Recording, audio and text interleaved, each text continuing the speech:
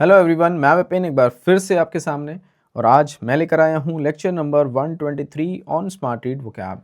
As usual आज के इस लेक्चर में मैं डिस्कस करने वाला हूँ स्मार्ट रीड ड्रिल नंबर 123 में जो पैसेज हमने आपके लिए पिक किया इंग्लिश लैंग्वेज का, उसके difficult important complex words, phrases, idioms या फिर फ्रेजल वर्ब्स को। तो चलिए शुरू करते हैं आज का lecture without taking any more time.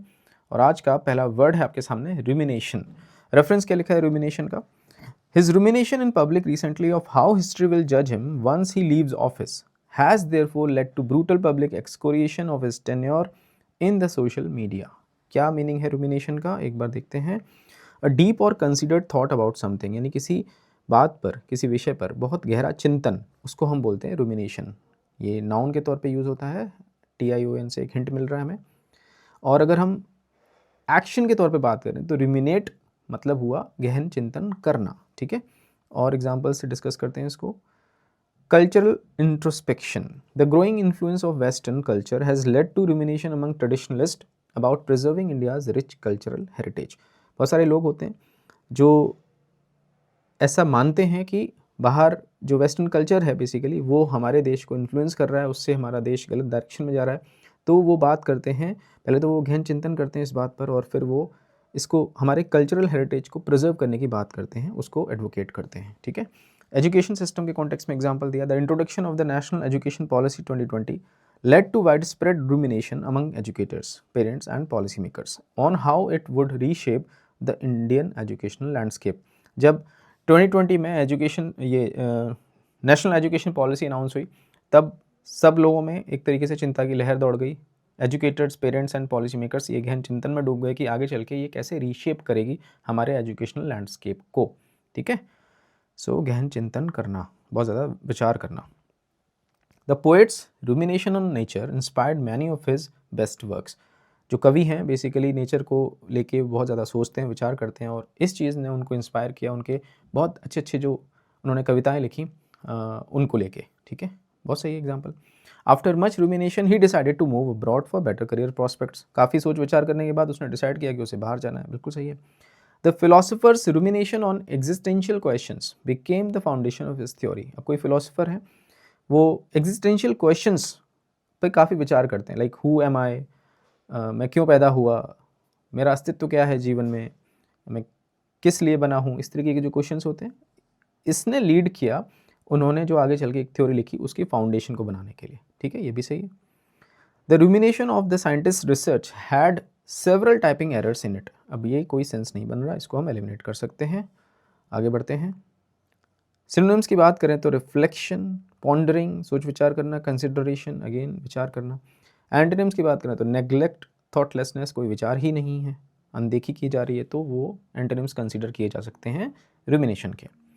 आगे बढ़ते हैं। Next word is excoriation. ये आया था जब मैं रेफरेंस पढ़ रहा था पिछले वाले वर्ड में, सेम रेफरेंस लिखा हुआ है। एक्सकोरिएशन मतलब होता है एक तरीके से फिजिकल कॉन्टेक्स्ट में या लिटरल कॉन्टेक्स्ट में बात करूँ तो जब बाइक से आप गिरते हैं या साइकिल से गिरते हैं तो एक रगड़ खाते हैं आप ज़मीन से, तो वो जो रगड़ होती है या जो एक कह सकते हैं जो आपकी बॉडी छिल जाती है, उसको हम बोलते हैं एक्सकोरिएशन, छिल जाना, ठीक है, नाउन है again.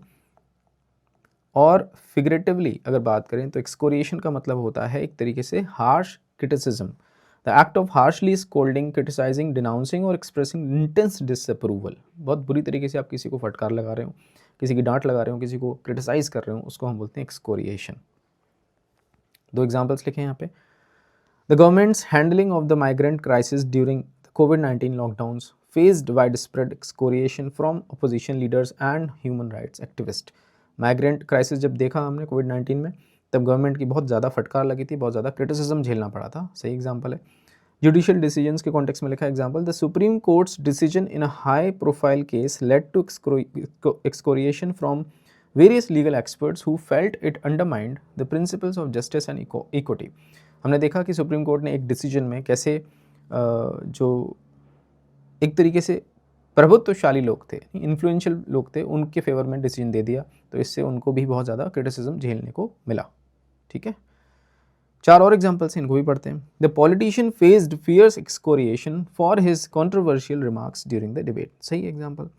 His excoriation of the play his excoriation of the play was so severe that it discouraged the playwright from writing again। हाँ सही है, उसने इस तरीके से क्रिटिसाइज़ किया प्ले को लेके कि जो राइटर थे अब वो आगे लिखने से एक तरीके से डिस्करेज्ड हो गए हैं, अब वो उनका मन नहीं कर रहा है कि वो आगे और लिखें। सही example. The journalist excoriation of the governments policies sparked wide spread debate, ये भी सही है। The professors excoriation of the students creative ideas encouraged innovation in the class, ये कॉन्ट्रोडिक्टरी है। डांट फटकार लगा रहे हैं तो वो एनकरेज कैसे करेगा, वो एक तरीके से डिस्करेज ही करेगा ना। आगे बढ़ते हैं। सिनोनिम्स की बात करें तो रिब्यूक, कंडेमनेशन, डिनंसिएशन, क्रिटिसिज्म, निंदा करना, भर्त्सना करना, फटकारना, ये सब इसके सिनोनिम्स हैं। एंटोनिम्स प्रेज, एंडोर्समेंट, अप्रूवल देना, एक तरीके से अप्रूवल, ये तीनों इसके एंटोनिम्स के तौर पे कंसीडर किए जाएंगे। Next word is trite. Reference, it is trite to suggest that decisions should be based on the merits of the case and not on the जजेस emotions and preferences. Trite basically होता है घिसा पिटा, है ना, clichéd, चला आ रहा है जो, अब वो सुनने में ही ऑकवर्ड लग रहा है। सो यहाँ पे लिखा है कि जो बात लिखी है वो इतनी ऑब्वियस है कि उसको बार बार कहना ही अजीब सा लगने लगता है ना। कोई चीज़ अगर बार बार बोली जाए तो वो घिसी पिटी लगने लगती है, बोरिंग लगने लगती है और लगता है कि क्यों ही बोली जा रही है, तो अंडरस्टूड है, तो वो ट्राइट कहलाता है और ये एडजेक्टिव के तौर पे यूज़ होगा। It is trite. Meaning of a remark और आइडिया लैकिंग ओरिजिनलिटी और freshness, dull on account of over use, है ना। बार बार आप यूज़ करेंगे तो वो फिर डल लगने लगती है। सेम बात अगर कोई आपसे रोज़ रोज़ बोले तो आपको लगेगा कि यार ये क्या बार बार घिसी पिटी बात करते हैं। ठीक है, एग्जाम्पल से डिस्कस करते हैं इसको। इलेक्शन कैंपेन स्लोगन्स, हाँ यहाँ पे बहुत देखने को मिलता है trite. Many felt that the party's slogan during the election campaign was trite definitely as it echoed phrases used in previous years without addressing current issues। आप हमें लेके आएंगे तो हम आपका जीवन सुधारेंगे, आपको रोज़गार देंगे, आपको फैसिलिटीज़ देंगे, आपकी कॉलोनी साफ़ करेंगे, इस तरीके की जो बातें हैं ये बहुत घिसी पिटी हैं, हर बार यही चीज़ें होती हैं पर होता कुछ नहीं है। ठीक है। News coverage, the media coverage of the event was criticize for being trite focusing on repetitive narratives without providing fresh insights और मीनिंगफुल एनालिसिस। हमें देखा है न्यूज़ चैनल्स में आजकल सर्टेन न्यूज़ 1 घंटे में 60 न्यूज़, अब वो न्यूज़ घुमा घुमा के भले ही वो 30 न्यूज़ होंगी, वो हर 2 मिनट पे उसी को लूप में घुमाते ही रहते हैं। तो ट्राइट, ओवर यूज़, है ना, एक ही चीज़ को घिसा पिटा तरीके से दिखाते रहें तो उसको हम बोलेंगे ट्राइट। एग्जाम्पल्स लिखें। The speech was filled with trite phrases that failed to inspire the audience, बिल्कुल सही है। अब देखो फ्रेजेस नाउन है, उससे पहले ट्राइट लगाया तो एडजेक्टिव है। ठीक है। The movie's trite plot was predictable and lacked originality, बिल्कुल सही है। The artist's trite interpretation of the classic masterpiece brought a new perspective to light, नहीं, अगर ट्राइट इंटरप्रिटेशन है तो नया पर्सपेक्टिव कैसे आ जाएगा, ये एलिमिनेट कर सकते हैं।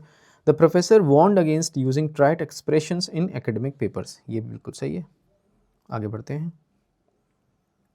सिनोनिम्स की बात करें तो हैकनीड, क्लीशेड, स्टीरियोटाइप्ड, ये सब एक जैसे हैं मीनिंग में, यानी कि ओवर यूज्ड, हाँ, और एक जैसे, बहुत ज़्यादा जब एक जैसी चीज़ें होती हैं तो स्टीरियोटाइप, क्लीशेड कहलाते हैं और इनको हम बोलते हैं, और इनको हम बोल सकते हैं इनके सिनोनिम्स किसके, ट्राइट के। एंटोनिम्स की बात करें तो फ्रेश, नोवेल, नया, बिल्कुल, ओरिजिनल, बिल्कुल नया अपनेपन में। सो ये सारे एंटोनिम्स के तौर पे कंसिडर किए जाएंगे। आगे बढ़ते हैं। Next word is quibble. Reference क्या लिखा है, one may quibble with justice Chandrachud whether the Ayodhya dispute was indeed a hard case that defied solution. Okay, meaning to make trivial objections or criticism, यानी कि बहुत छोटी छोटी बातों पे आप ऑब्जेक्शंस उठाएं तो बोला जाएगा कि आप क्विबल कर रहे हैं, मीन मेक निकालना, है ना, बाल की खाल निकालना भी बोल सकते हैं क्विबल को। और आगे देखिए एग्जाम्पल, यहाँ पे जो एग्जाम्पल दिया है, अब मान लीजिए ऑफिस मीटिंग हो रही है और जो मैनेजर हैं वो बस ये बोलें कि आपने जो रिपोर्ट बनाई है उसमें फॉन्ट कलर आपने गलत चूज़ कर लिया या फॉन्ट साइज़ आपने गलत चूज़ कर लिया, तो ये क्विबलिंग हो गई बेसिकली, है ना, क्विबल कर रहे हैं वो मीन मेक निकाल रहे हैं। एक्चुअल मुद्दे पे बात ना करके छोटी छोटी चीज़ों पे आप आर्ग्यूमेंट करें तो वो क्विबलिंग कहलाती है। ठीक, आगे बढ़ते हैं। 4 और एग्जाम्पल्स हैं, इनको पढ़ते हैं। They continue to quibble over minor details in the contract delaying the negotiations, बिल्कुल सही है। The critics quibble praises on the movie for its great plot and realistic acting, quibble के बाद प्रेजेस कुछ समझ में नहीं आ रहा। It is not worth quibbling over such trivial matters when there are more important issues to address, बिल्कुल सही है। She had a tendency to quibble over every small mistake in a report, ये भी बिल्कुल सही है। आई होप आपको समझ में आ गया क्विबल का मीनिंग एंड कॉन्टेक्स्ट। क्रिटिसाइज निटपिक छोटी छोटी गलतियाँ उठाना, उन पे फोकस करना, ऑब्जेक्ट, प्रेज एंड अग्री, ये इसके एंटोनिम्स के तौर पे कंसीडर किए जाएंगे। नेक्स्ट वर्ड इज बेरेफ्ट, और ये जनरली ऑफ के साथ आता है, bereft of. Reference, the CGI asserted his maturity in avoiding discussions of pending judicial matters while meeting the head of the government at a private function in his residence, which is both naive and bereft of judicial humility। मैंने कहा था आपसे bereft के बाद of आता है, तो वो आया हुआ है, ठीक है। मीनिंग क्या है bereft का? डिप्राइव्ड और लैकिंग समथिंग, किसी चीज़ की कमी होना, bereft ऑफ। हाँ जी। Examples: loss of cultural heritage. The fire that broke out in the historic heritage site left the nation bereft of a precious piece of its cultural identity. कोई historic heritage है, heritage site है, वहाँ पे आग लग गई, वो नष्ट हो गई, तो एक तरीके से बोला जा रहा है कि नेशन को यानी देश को bereft of कर दिया एक बहुत ही precious piece of its cultural identity से, ठीक है। स्पार्किंग वाइड स्प्रेड मॉर्निंग, यानी दुख हुआ सब लोगों को, and calls for better preservation measures, और आवाज़ें उठाई गई या बोला गया कि भैया और बेटर मैनेजमेंट होना चाहिए प्रिवेंशन का, ताकि बची रहे हमारी धरोहर। Agrarian crisis, with prolonged drought and crop failure many farmers in Maharashtra were left bereft of their livelihoods. बिल्कुल सही बात है, सूखा पड़ा और क्रॉप फेलियर हुई, उसके कारण से बहुत सारे जो हमारे किसान हैं महाराष्ट्र में, वो आजीविका से वंचित रह गए। वंचित रहना, बेरेफ्ट ऑफ। हाँ जी, एक अच्छा मेरे को याद आ गया एकदम से हिंदी में वर्ड। हाँ जी, 4 और एग्जांपल्स हैं। The family members were bereft of any support following the sudden death of their father. बिल्कुल सही है, पिताजी की मृत्यु हुई अचानक से, तो वंचित रह गए या की कमी हो गई, किसकी? सपोर्ट की कमी हो गई। She was bereft of ideas when asked to contribute to the discussion. उनके पास कोई आइडियाज़ नहीं थे, वो लैक कर रही थी आइडियाज़। सही है। After the long hike the group felt bereft of energy and motivation, ये भी बिल्कुल सही है। The news of the tragedy left the family bereft of sorrow, ये गलत है। अगर ट्रेजेडी हुई है तो दुख की कमी या दुख से वंचित थोड़ी ना रह जाएंगे, दुख तो होगा ना उस समय, ठीक है। सो ये थे बेरेफ्ट ऑफ के एग्जांपल्स। बात करते हैं सिनोनिम्स की। Deprived, lacking, short of. Antonyms: field, भरे हुए, एनरिच्ड यानी पूर्ति है उस किसी चीज़ की, एनरिच्ड है वो। ये था बेरेफ्ट ऑफ, एंड दैट्स इट बच्चा पार्टी। अब आपको क्या करना है, यू नो वेरी वेल। हर एक वर्ड पे बनाना है आपको अपना खुद का एक सेंटेंस, और जितने भी सेंटेंसेस ये आपके बने उनके कॉम्बिनेशन को एक सिंगल कमेंट के तौर पे ड्रॉप कर देना है इसी वीडियो लेक्चर के कमेंट्स सेक्शन में। मैं हमेशा बोलता हूँ अगर आप ऐसा करते हैं तो सबसे ज़्यादा आप लर्न करते हैं, ठीक है, नोबडी एल्स। और दूसरा काम, मैं अवेलेबल हूँ टेलीग्राम पे। This is my user name, just a bit guys, this is my user name on Telegram. जिन भी बच्चों ने स्मार्ट रीड कोर्स परचेज़ कर लिया है पर अभी तक हमारे टेलीग्राम ग्रुप से नहीं जुड़े हैं, अपना पेमेंट का स्क्रीनशॉट मेरे साथ शेयर करें, और मैं शेयर करूंगा हमारे ग्रुप का लिंक आपके साथ, क्योंकि एक्चुअल डिस्कशन एंड मेंटरशिप वहीं हो रही है, ठीक है। तीसरा काम, पूरा लेक्चर आपने देखा, लेक्चर नंबर 123। अब आपको जाना है स्मार्ट रीड कोर्स के डैशबोर्ड पे और अटेम्प्ट करनी है smart read drill number 123। Attempt करने के बाद आपको पिक करनी है आपकी आरसी स्पीड क्या रही और आपका आरसी लेवल क्या रहा। दोनों के स्क्रीनशॉट्स लेके एज यूजुअल ड्रॉप कर देने हैं हमारे टेलीग्राम ग्रुप में, so that I can check, I can assess, I can gauge your performance, and then I will be able to help you accordingly. मैं विपिन आपसे मिलता हूँ एक नए लेक्चर में कुछ नए वर्ड्स के साथ। Take care, bye bye.